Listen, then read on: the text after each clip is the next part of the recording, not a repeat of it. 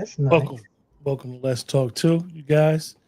Tonight is Tuesday night, and every Tuesday night, we have Sister Azima here, and I was interested when I had the music playing. I was thinking about years ago, I had a barber that all he did was play jazz music. He was he's one of the nicest guys. Him and his wife used to always come and pick him up from the shop every Saturday when I used to go in there, and she would pick him up, bring dinner to the shop. He'd close the shop, sit there, eat dinner with his wife, and then they'd go home. And he was a good man, really, really, really nice guy. But anyway, Sister Azima, how are you? Okay. I got an okay today, huh? Just an okay. It's okay. Life is right now, life is living me instead of me living life. So How was your weekend? interesting. Mm. Mine's Very mine, interesting. mine's as well. Doing a lot of moving around, moving stuff Okay. in and out of cleaning out my shed. Might turn my shed into a little clubhouse or whatever, a TV room. Oh, really? Okay. Thinking about doing that, and then I'm got to get some work done. Always got to think about stuff to get done around the house and so forth. But Hmm. anyway, how is tonight's conversation is the road to Jekyll Island, and what we see right now is we see that the president and the Fed chair have been going at it for some time, and it coincides with when we were talking about the Constitution, understanding you know what happened with the creation of the Federal Reserve, and we need to understand what happened on Jekyll Island, where in essence it was a secret scheme or a Hmm. secret plot where six representatives from the most powerful families in the country decided to meet up on the the coast of Georgia, one of the islands in Georgia, down there, and have a central banking system. And it's important for us to understand what actually was the creation of it, and how this central banking system are placed in different parts of the world, and what how they control the world economy.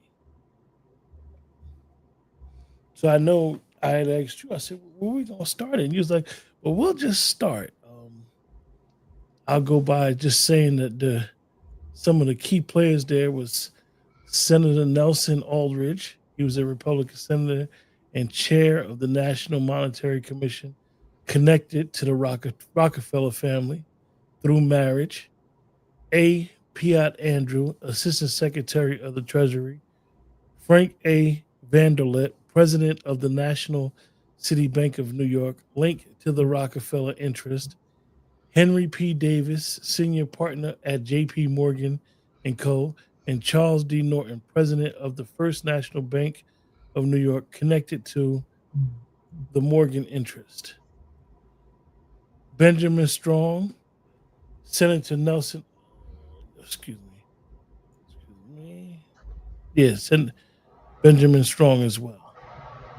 So, Sister Zima, what give us and I want to defer to you because you were most people think that the Federal Reserve is old. No. It's a little over 100 years old.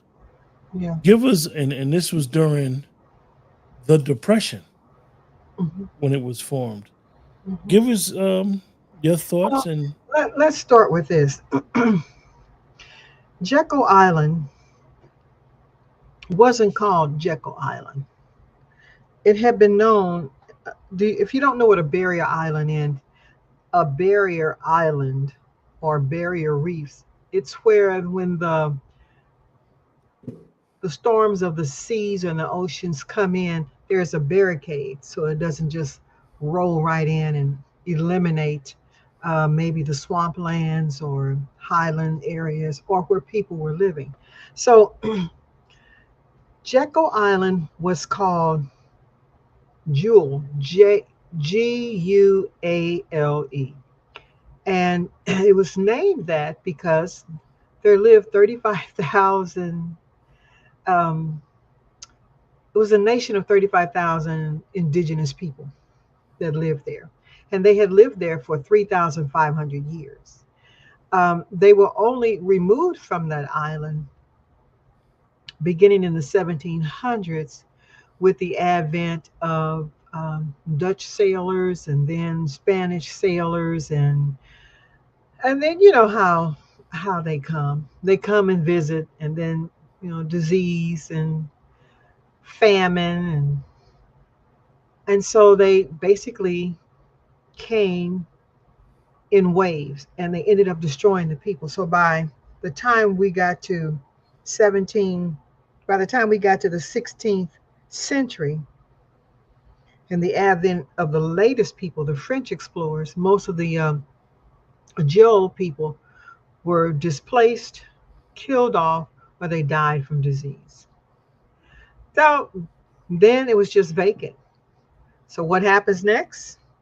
1733, General James Oglethorpe decides he's going to conquer an island that is now empty and name it for his friend, Sir Joseph Jekyll. So that's how we got the name Jekyll Island. Before then, it was Jewel, Guale. Okay. So now you've got the island named after them because of General Oglethorpe. That was in 1733. 1747, William Horton establishes Georgia's first brewery on the island. Then it becomes a private hunting club by 1879, only for the wealthy families. And that would be Pulitzer, Rockefeller, Mellon, Chase. By 1888, it opened a club only for the elites so that they can have elegant events and a lot of leisure time. By 1915, it was the first transcontinental phone call was taken on this island. And by 1942, the government evacuates the island after a German torpedo attack nearby. Presently, they've turned it into a historical landmark, eliminating the indigenous people who live there. There's no landmark for them. But what this island did was that it allowed those key families in the 18 and 1700s to be on this island. And this is where we have the dawning of what we call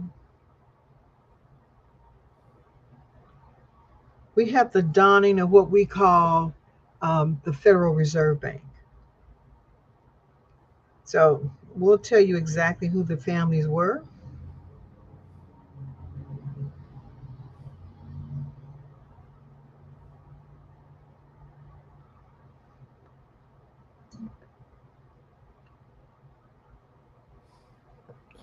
So as you stated,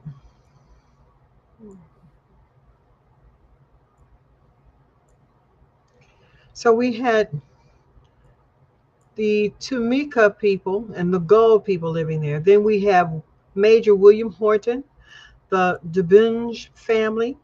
We ended up with the Rockefellers, Morgan, Pulitzer, Vanderbilt, Marshall Field, Nelson Aldrich, and Paul Warburg. So you have Morgan, Pulitzer, Vanderbilt, Field, Rockefeller, Aldrich, Warburg. These six prominent members of this club, including Henry Davison, Frank Vanderlip, and Piat Andrew met in 1912 to draft a plan that would lead to the establishment of the Federal Reserve Bank, hence using the Stamp Act of 1913. So you have to go and read that, the Stamp Act of 1913. Samuel Stamp was used by the Queen of England and these six people to institute a takeover of the United States Treasury because you already have a treasury. The purpose of the treasury is to coin money, never print money, because print money has no value. Mm. Understand that.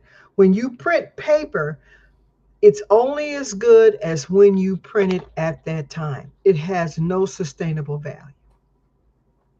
But if you're coining something, you're making gold coins, silver coins, copper coins, they had value.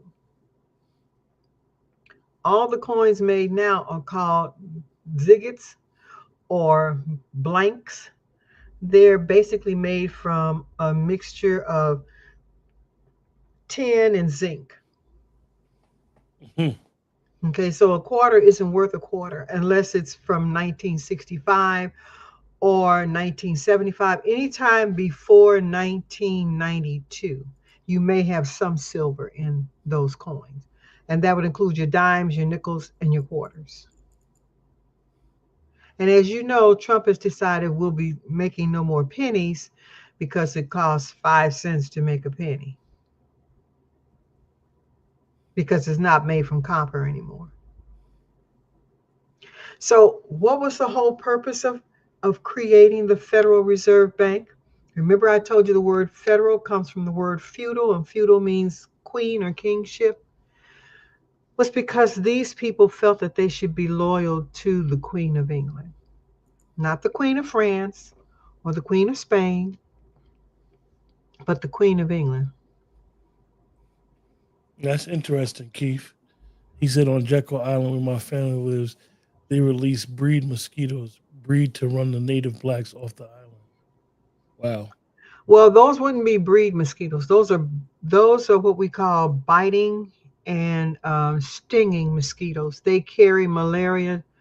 They're more like the tsetse fly. They carry diseases, malaria, rabies, um, types of stomach viruses. So they were those are the mosquitoes you take out of sewage, wherever people were dumping their sewage. You would get these mosquitoes, and then you would crossbreed them with a stock of mosquitoes that could survive that type of environment. Not all mosquitoes can survive a hot, humid environment. Some of them are in the deserts, some of them are in mountains. Not all of them can survive that. But yeah, that was to get rid of all of the indigenous people that lived there. Wow. So now that you know the purpose of this was to bring these people together to ensure that the Queen of England still had control over her colonies. Remember, she had 13 colonies here. She didn't own the country, she just had 13 colonies. And what they did was that they felt that the indigenous people were weak because they didn't choose to constantly be in a state of warfare. And that then they found out that that was a lie. So what did they do? They changed the narrative and they made sure that all of their white children who could be educated, because the vast majority of white people were not educated. Just because you are illiterate doesn't mean you don't know how to function. Illiteracy just means you can't read or write the Queen's language. That's all that it means. It doesn't mean that you're stupid and you don't have the ability to think or reason or have common sense. You're just illiterate of being able to read and write and comprehend the Queen's language. So, with them understanding that, standing under the policies of the Queen of England, they wanted to get in her good graces. And how do you do that? You create a Federal Reserve Bank. And they couldn't. really put it on the United States, so they could only put it in the District of Columbia. And in doing that, it allowed, because the district belongs to the Queen. And the District of Columbia is made up of the state of Virginia and the state of Maryland. So land from those two areas, encompassing, I think it's 10 square miles, makes up the District of Columbia. It's not a big place. Okay. But that is supposed to be the seat of the Queen's government. Mm. So every state has its own seat of government. Every state has the three branches of government: the executive, the judicial, and I got the last one, but they all have all three divisions of government. Every state does. How you gonna forget legislative branch? Because my mind is blank right now. I've had a very interesting weekend. And so um, the bottom line is that every state has that. That's why you have a Supreme Court in your state. But what So they did. let me ask you, right? I know you there, right? Mhm, When you start doing the research on this meeting, they all arrived. They were all part of this elite club, mhm, but they arrived there under the guise of secrecy because people knew that if all these quote unquote bigwigs was coming together, it was going to be talked about.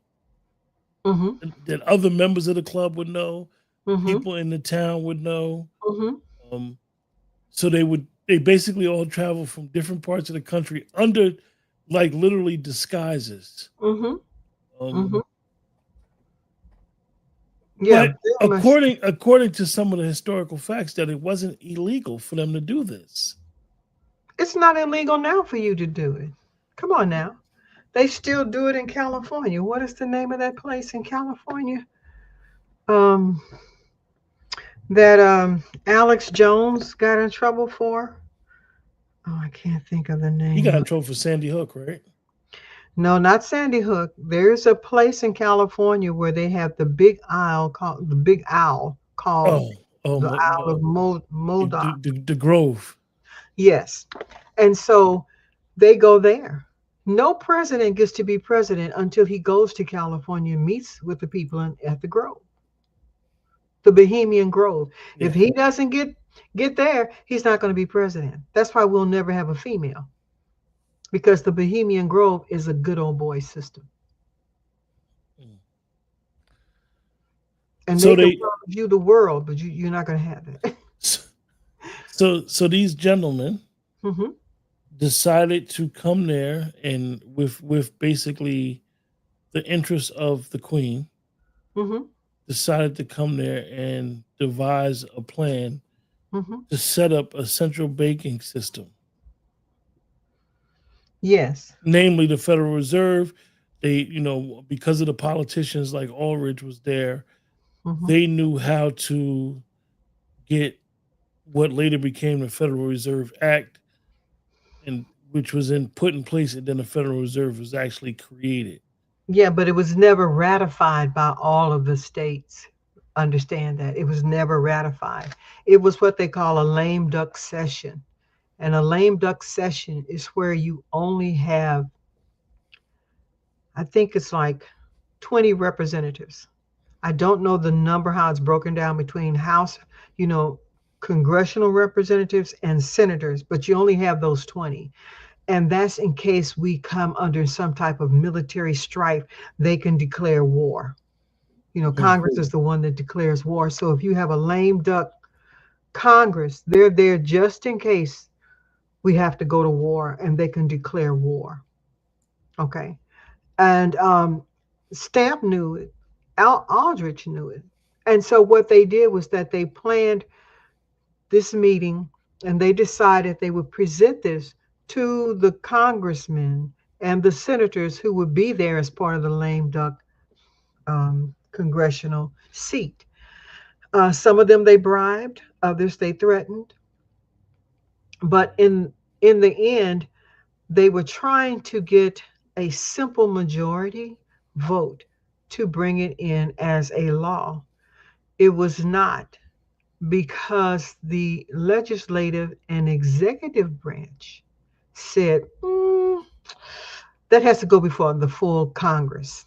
And with that, they were only able to have it inferred and implied. That is why they created the Internal Revenue Service, because they were going after everybody's gold. I remember my dad being angry because they came and took the gold from him. Even black folks had gold. We may not have had it as in as much abundance as these characters here, but we had gold because most people were paid with a $5 gold piece, or they were paid with a um, $25 silver piece. Remember now, gold and silver is fixed and is based up on their tare weight. That's the value of it. So it will not go up with inflation and it will not decrease with depression. Okay. And so when you have a fixed economy, because for a long time, the greenback representing the sharecroppers, which was us, was backed by gold. It would print it on the bill that this bill can be redeemed for its full gold value at any Federal Reserve Bank. Okay. And it states that. And so it wasn't until, I want to say, 69 through 75 is where those presidents began to tell us that we don't need to back our money by gold. We can back it by labor. Well, at that time, the biggest people in the workforce were us. Mhm. And so, yeah, you could back that by that labor, because you do, we were going to go out and really work. Not saying that white people didn't, but their biggest, they always based their economy on us. And so that's how they felt. And there was a certain amount of money, like a royalty, you had to give to the queen, which these gentlemen kind of wrote it into the not only the Stamp Act, but into the Federal Reserve Act. And I don't So know. let me ask you, because you're definitely giving us information, and a lot of people may not be able to find that type of information when they're studying it. They'll just understand that um, because of the first bank and because of the fall of the first bank, because of the fall of the second bank, that it was just fear that we had to have a central banking system, and so many banks have basically got robbed. We even know about how the Freeman Bank is the reason why they even started insurance, insuring your money. The FDIC actually came from that. How and a lot of people speak about the island, the meeting, and why it was considered so much of secrecy was because of the influence that these gentlemen had. Could you explain to us, It like, wasn't their it wasn't their influence. They were criminals. No, let's okay, call them what they were. They really were. In the movie Godfather, these were the Godfathers. And just so you'll understand, every war in this country had been paid for by the citizens of the United States of America before it became a corporation. And the Queen was not involved. That was the other part of what went on with Lincoln, because he took out no loans. mm, Thank you, Keith, about Bohemian Grove. He took out no loans. He even went to work himself and put many of the his pages and stuff to work to gather money to pay the soldiers because he wasn't about to go to any of these people, their predecessors, okay, their ancestors, and ask for money. So this wasn't the first time. The first time they went in and tried to do something was the Bank of 1894, a small bank, and they had a plan. They were going to lock the bank down, tell the people they couldn't come and get their money, and all of that.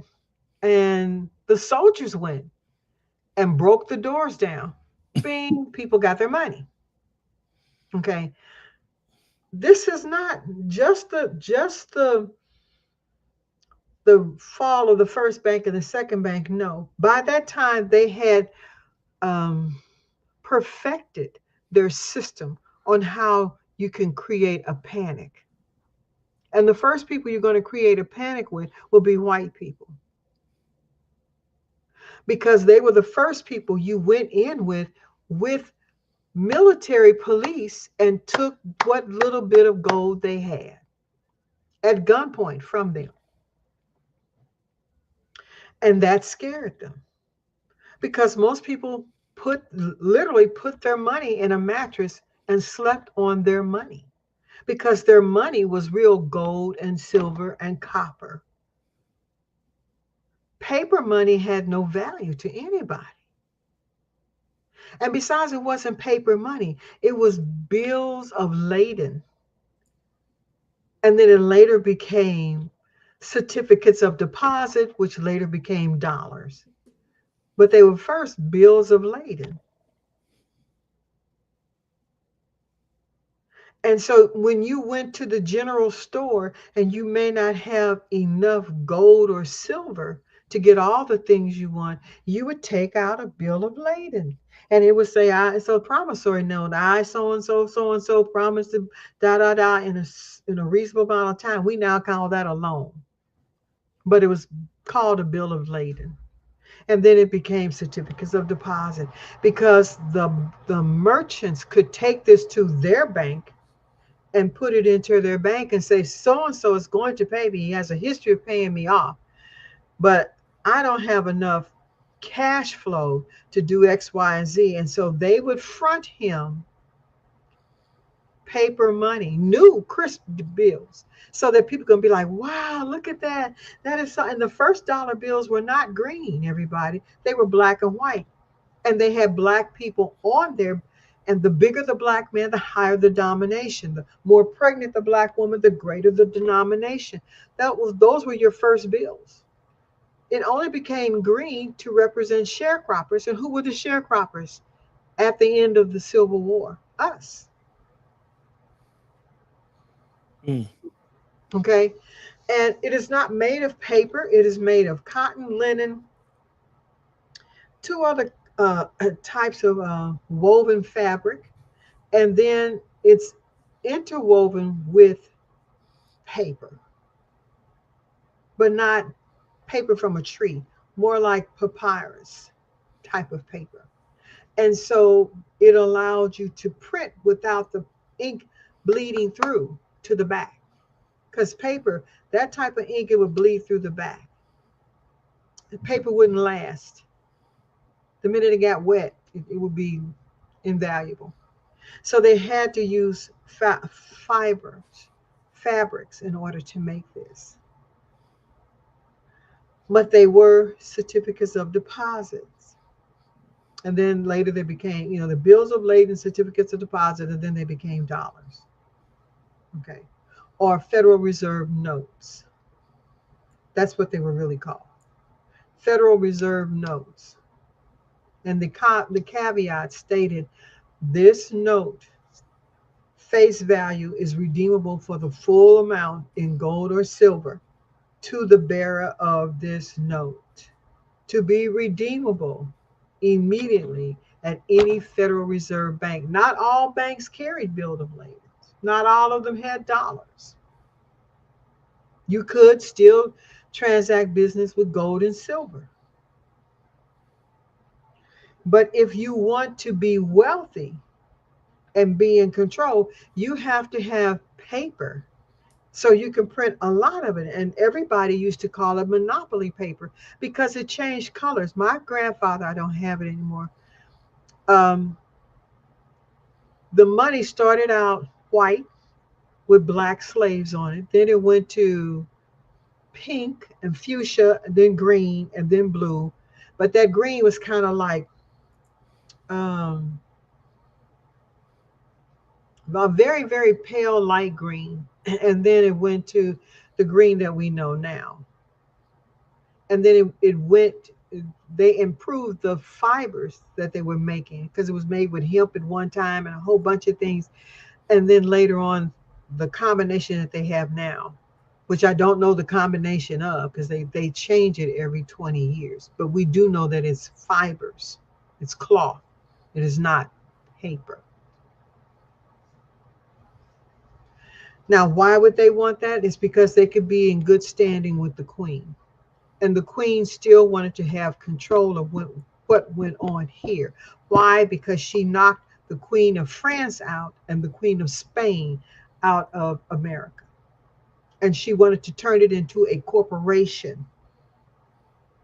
And then when you turn it into a corporation, every time you did business with the federal government, you were doing business as a self contained entity, like an LLC or an S Corp. But you didn't know that. And they didn't tell you that.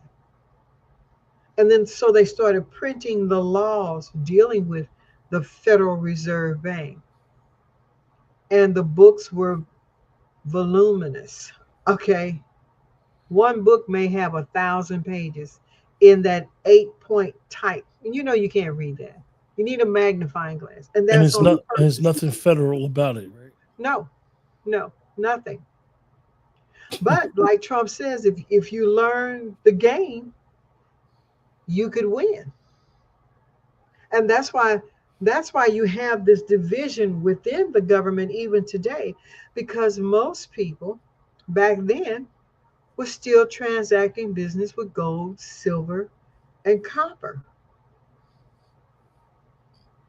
because they knew if I give you a $50 gold piece, which was the value of 200 and some odd dollars, I'm a wealthy person, right? And you have to give me money back. I could go to the store with that $50 gold piece and I could buy food for a month. You know, cars were just coming out.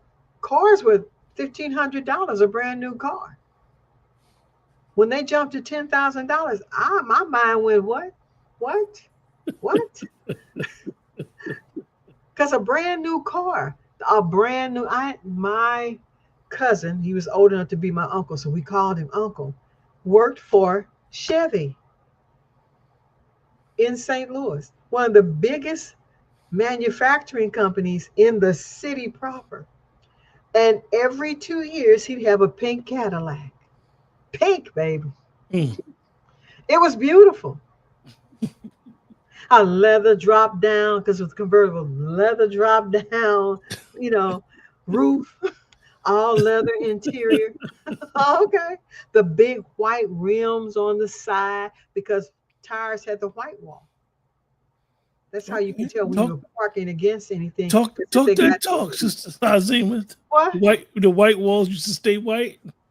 Oh, you'd have to get out and clean them. That's how you knew you were parking too close to anything. But all of that comes back to this. This was a trick. And the Mhm. only way they could trick you is to force you into it.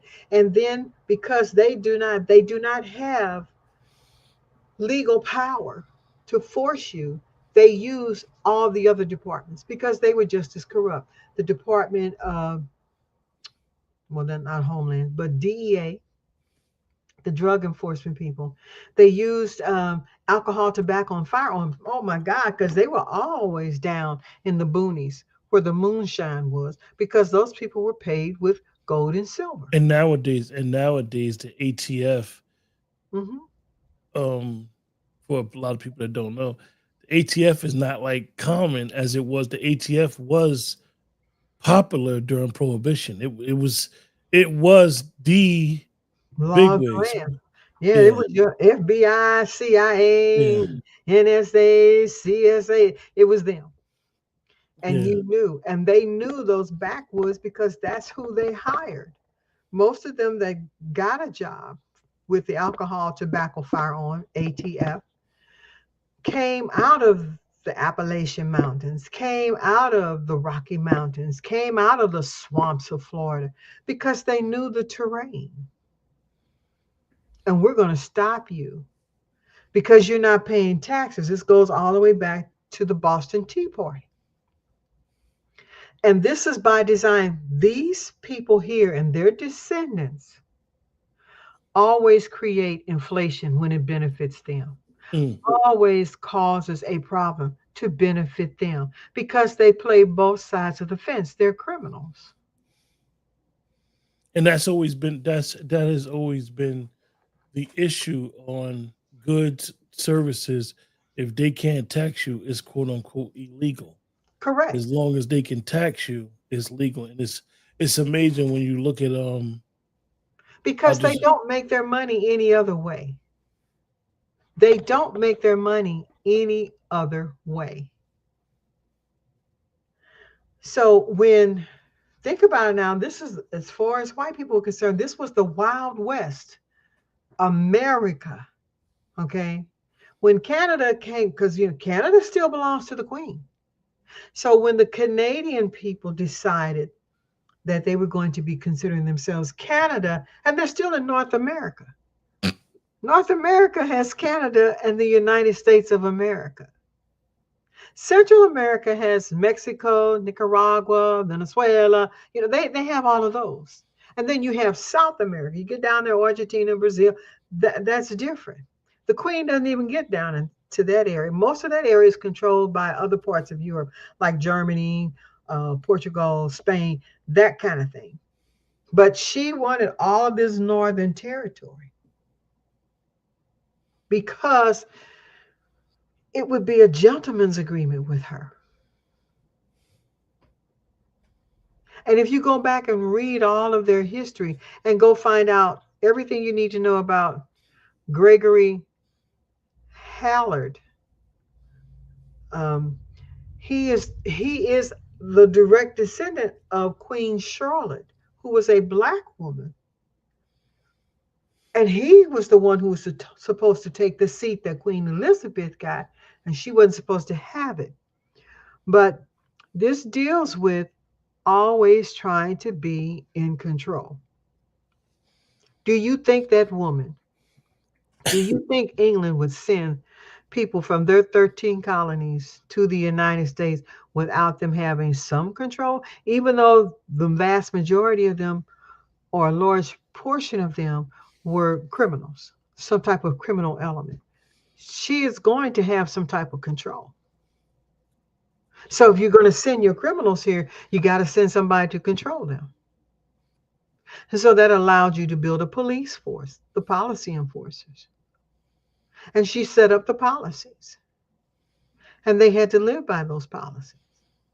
And if they didn't want to live by them, they would scurry themselves off into the foothills of the Appalachian Mountains or into the swamps of Florida, some parts of Georgia, or into the Everglades, wherever those states that it rained with. That is what they did to get away from the power of the queen.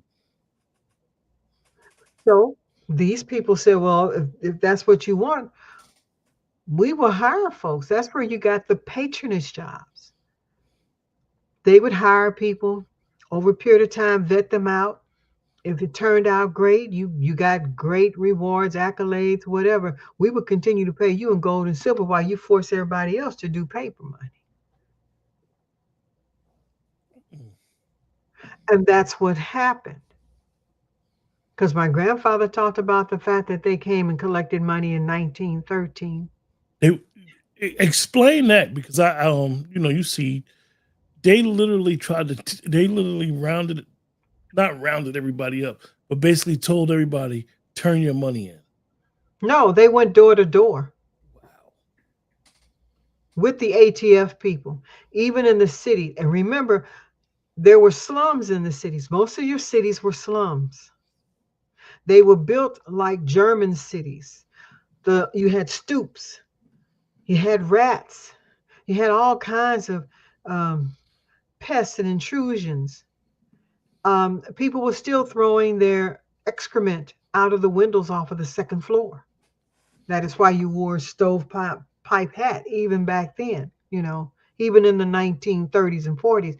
Is so that when they would throw that stuff out the window, it would hang in the brim, and then you just lower your head back and it would roll down onto the ground. That is why the women wore the heels and their dresses were black on the bottom, because you're walking through excrement and the city streets stunk. Ooh, They couldn't understand why black people's areas didn't stink, because we had slop jars. And when we got done, we would put the slop jar, take it out into your yard, dig a hole, put it in there, put lime and some other stuff, and set it on fire. And then it becomes compost. okay. Let me find out you know how to farm a little bit. Huh? I said, let What? me know you know how A to. little bit about, well, my grandfather was a So farmer. yeah, you gotta know that horticulture, right? Mhm.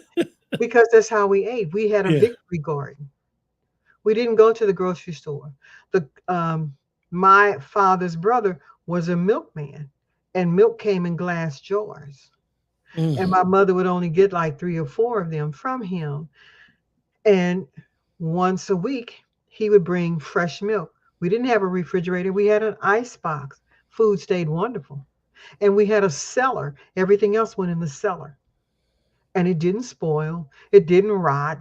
You go down there and get your potatoes, your carrots, your greens, and it's still like it was when you pulled it out of the ground. You just wash it off and eat it. So yeah, you went to see that, to see the change, and the change came, and this was not an easy change, because they did go door to door, and the first people they will attack are the poorest people, because you can instill the greatest fear in them. mm. Because I mean, they're at the bottom of the ladder. They just got a job, they're no longer sleeping. Everybody worked. Children worked. We didn't have labor laws for children until the mid to late 40s. Kids worked. Yeah. They were killed on many of these machines they had in these factories. My dad invented the paper bag machine so that black women would no longer have their hands cut off trying to fold the bag or melted off from the hot glue. Now just think, you're putting kids in there doing the same thing. And when I say kids, 5 years old, you could start working. There was no age limit. And you could work all the way up until you were grown. And I don't mean pushing a broom, sweeping. I mean working those machines, the lathe machines, the weaving machines, the box cutter machines. Those machines were dangerous. And remember, there was no central air. That's why you had the buildings with the tall windows. And these people knew they were the first ones in line to see all the changes, all the advancements. But did they change anything? No, because if you want to control the people, you must keep them hungry for the need to be approved by, seeking approval. Let me ask you. This would probably be a good answer. Good question to ask you, right? How did they have so much influence over President Wilson? Over President, Woodrow Wilson. there wasn't a president that didn't have secrets.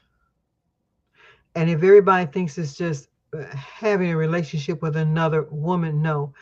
Um, Contrary to the stuff we see now in Congress, where they're kind of duking it out, you know, taking them to court, trying to do this stuff, they would literally get into shootouts in Congress. Presidents were not above shooting their enemy. And so, whatever they had on him, he wanted to be president again because our presidents did not have term limits. If they were a good president, the people voted them back in. And he felt that he was a good president for white people. And he knew they would vote him back in. But he probably had a little shady history. Okay. Like Lincoln. Lincoln would get into fist fights. Okay. Uh, Thomas Harding, he shot a man who said something terrible to his wife, killed him dead, and still became president. Okay. So what I'm saying is that we laugh at that. Okay. But America was built on corruption. The United States of America was built on corruption.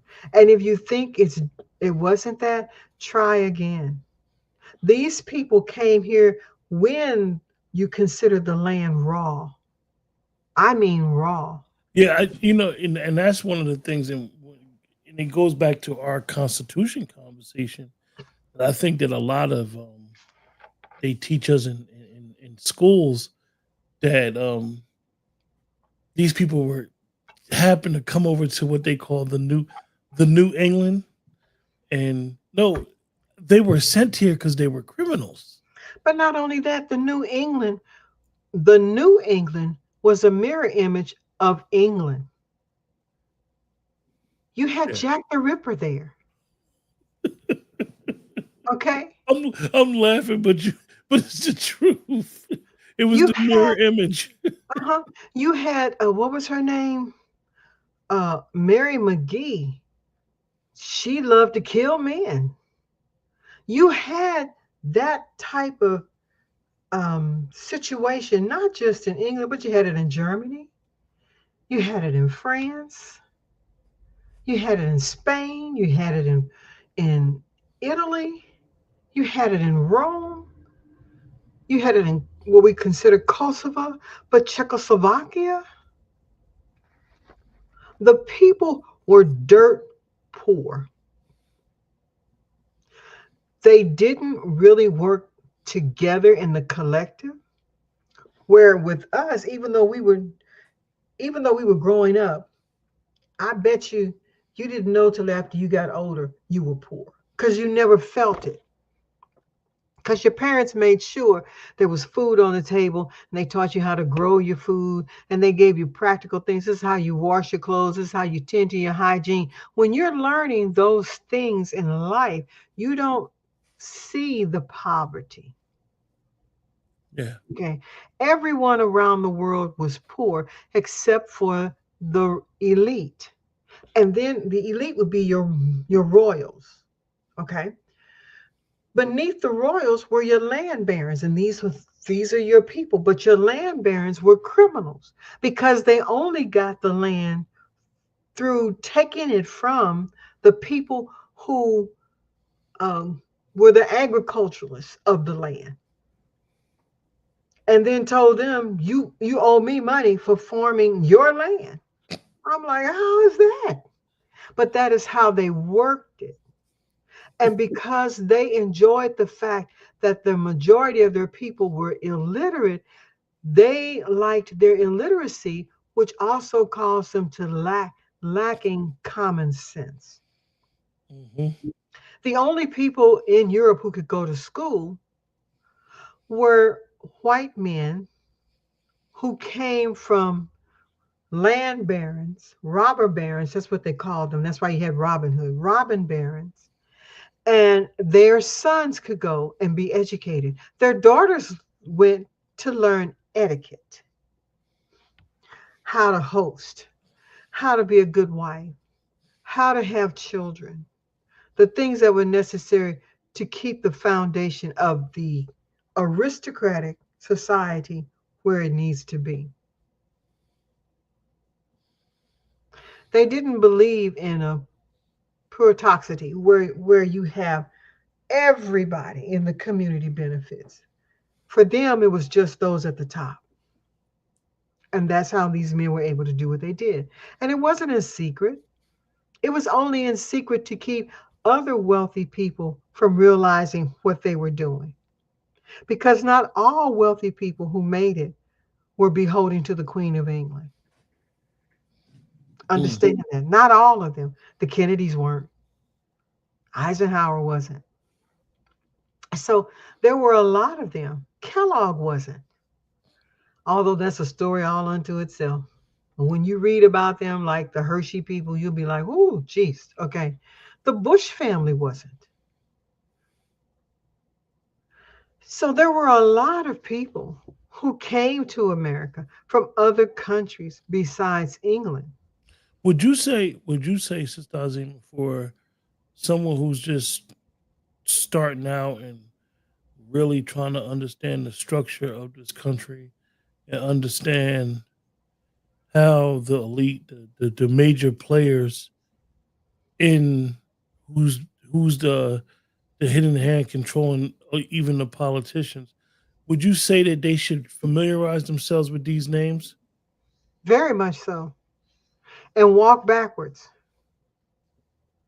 because you'll see that many of their ancestors had a hand in the War of 1812, the French American War, okay, the Indian Wars, okay. You will see that many of their ancestors had a hand in that. They started out having a hand in that because they wanted control. And they wanted control because, like an entrepreneur, I'm gathering up materials and supplies. I'm going to put it on a boat and pray that that ship gets there. And the only way I can be sure it gets there is that I have to have the captain of the ship to be, and they would tell them, "You are God, Lord, and Savior of my goods." And that's why you would see the captains being as cruel as they were. Because these people, there was no such thing as insurance companies. Who was going to insure you against your loss? You here still had to pay the people that you got the product from, which will eventually bankrupt you. So it made you become that hungry, a no nonsense, predatory type of individual. And then once you got to a level where you could, and remember, these people had large families, they didn't have little families because they didn't know who in that family would be able to carry on their legacy. And so when you have that mindset, you become dogged. All of us have it. We go out and we say, "I'm gonna be the best person here. I'm going to school to get X, Y, and Z, and nothing is gonna that's that predatory aspect of you. Then you get out there and everything else goes to the wayside. Hell and high water, you're gonna get what you came to get. Nothing stood in my way to work for NASA. No friends, no going out partying. Because my mind was set, that's where I'm going. That's what I want to do. This is my life's goal. So I set myself up for that. I didn't have time for anything else. You holding me back. I got to go do this. And so we all have that. It's just that these men, because of their conditioning in places like Germany and France and England and Wales, when you look at that, the mere fact they're coming from abject poverty, abject poverty. These are the people who their their ancestors were scared of water. They didn't bathe. They had lice. Even the slaves had lice that we brought here, but we learned to take certain herbs and do what we need to do to get the lice off of us. They weren't doing that. They were sleeping with the lice in their hair. They were sleeping with the bed bugs and couldn't understand why they were sick. They didn't understand any of that. The establishment of the royals wanted their people profoundly um, ignorant so that they would always be in servitude to them. Mm. So when you create that mindset, these people like cream in a cup when they rise to the top, okay? And then you worry about that because in England, when cream rises to the top, it's sour. It's no good. No, seriously, it's no good. It doesn't sink to the bottom, it rises to the top. It's no good. But those became the third level. You have the royals, you have the lords, and then you have the um, the legislative body that protected the queen. Your bishops and the rooks and all of that. These were these people. And what did they get? They got first dibs when they came to America to put any business they want to in place with the queen's blessing. She didn't send them money, she gave them a blessing. That blessing meant I can go out here and tear these people's houses down. I can flood you out because you're a black person. I can go over here and kill and rape your women because you're native indigenous population. And I eminent can, domain. right, eminent domain over everything you had. And we would say, I'm white and I say so. And so they did all of those things. And they were not chastised. Right now, the closest thing you have to that type of move, chess move, is diplomatic immunity. Mm. So they had the Queen's diplomatic immunity to come here and do whatever they wanted to. And once they became successful and got to the top, some of them would be beholden to the Queen. Others are like, you didn't give me not a blessing. I had to go over and do all of this and do that and get this and do that and put up with this. And that's I where you don't, see I don't, I don't, I don't, I don't purge the land already. right. And now you telling me I gotta give you money? I don't And think they so. and they get to the point where they feel like they're more powerful than the queen, right? Well, they feel that they have risked a lot to get here, and a lot of them did. Okay. And let me tell you something, they were not kind to their children. When you read about the Kennedy family, you're going to be like, wow. Okay. They were not kind to their descendants. Push come to shove, and they were in great debt, they would marry their daughters off, Mm. even to their enemies, to settle their monetary debt. Wow. Because I know she's fertile. She's going to give you sons. Okay. And you have to, that was their mindset. And that came from the royal breeding of their kings and queens. And so this was not the only reason it was secret. It was so that the others that they were competing against, the oil barons, okay, some of the other lumber barons who didn't believe, I'm surprised the DuPont family wasn't there. they came later. They came later. Okay. They were the second wave. Mm. So Yeah. they came later. They came with the G summits, the DuPonts, the Mellons, okay, the Biscoffs. They came when we started having global meetings and they wanted to be a part of that. They all became part of the whole New World Order concept. The eugenics program, which was brought to you by Margaret Stangers, and her whole piece came on the heels of what was going on in Germany by the Nazis. Yes. So it's has if you look at this history, how long have we been here? 500 years. America, the United States of America as a corporation has been here 500 years. And I think we've been in war for more than 400 of it. Over 400 years of it. Think about that. And a person to think it's war over certain things, but it's a war over basically the elite um, stealing resources. Right. So that they can tell you they're scarce. Yeah. They are not scarce. Oh, there's Not too at many all. people. That's what they tell you in eugenics. There's too many people on the planet. We ain't got enough food to feed all these people. It's just too many people. It's not enough land for all these people. Well, if that's the case, look at all the food grocery stores throw away at night. Look at all the food restaurants throw away at night. Shoot, you drive out west, you see thousands of miles of Food. terrain, terrain, food Hmm. just growing. Corn. I don't know if anybody ever been out west, but Sister Azima, you would know.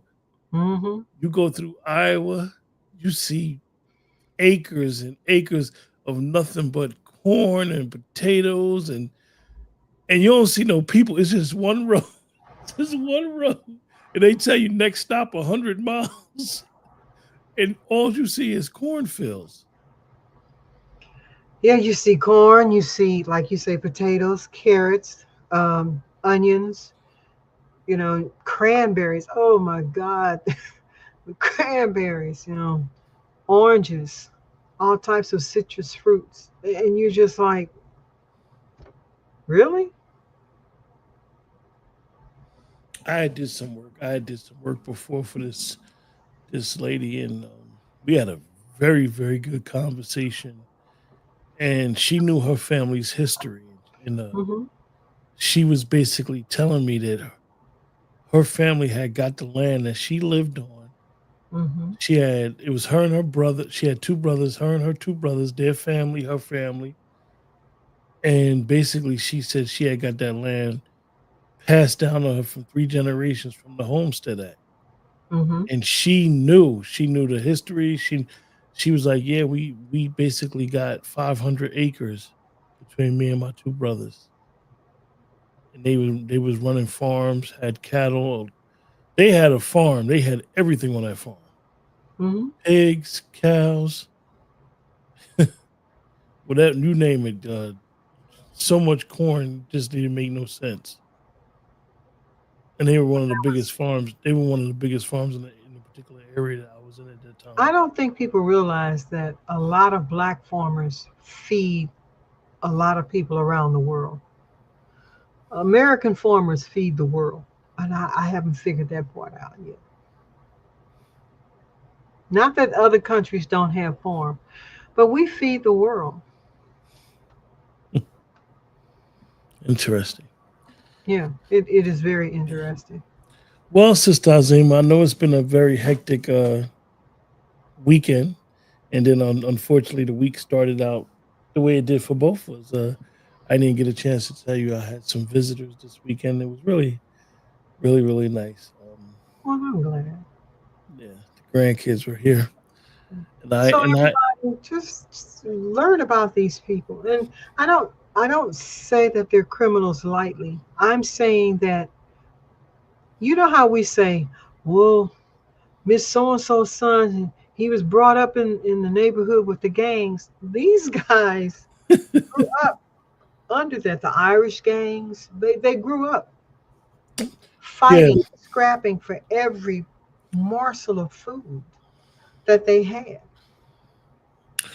exactly. And so they came here with a mindset that they were going to be wealthy. They couldn't be wealthy in the countries they came from.